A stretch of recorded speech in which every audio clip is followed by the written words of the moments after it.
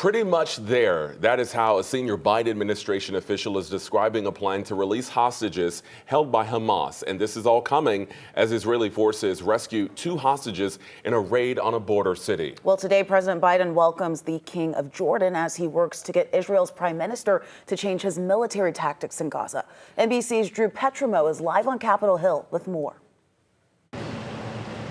President Biden welcoming King Abdullah of Jordan to Washington on Monday. The 2 allies working to broker a pause in fighting between Israel and Hamas that also returns Israeli hostages currently being held in Gaza. To help the effort, President Biden dispatching CIA Director Bill Burns to Egypt on Tuesday. And this meeting will help further strengthen our enduring bilateral relationship. We'll also discuss increasing humanitarian assistance into Gaza and a vision for a durable peace to include the viability of a 2-state solution with Israel's security guaranteed. The meeting comes as Israel expands its offensive from the north into southern Gaza.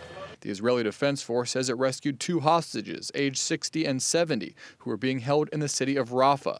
The IDF says this video shows the 2 men being reunited with their families. But airstrikes during the operation left 67 Palestinians dead, including children, according to the Gaza Health Ministry. And with Israel threatening a ground invasion of Rafah, there are worries the death toll will rise.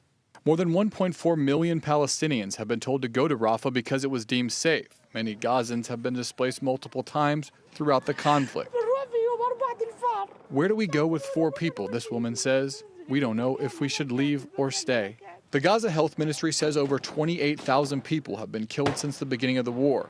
With no end in sight, global leaders, including President Biden, are growing increasingly frustrated with Israeli Prime Minister Benjamin Netanyahu. Despite the criticism, the Biden administration pushing continued financial support for Israel, backing a bill being debated in Congress that includes $14 billion in additional aid for the country.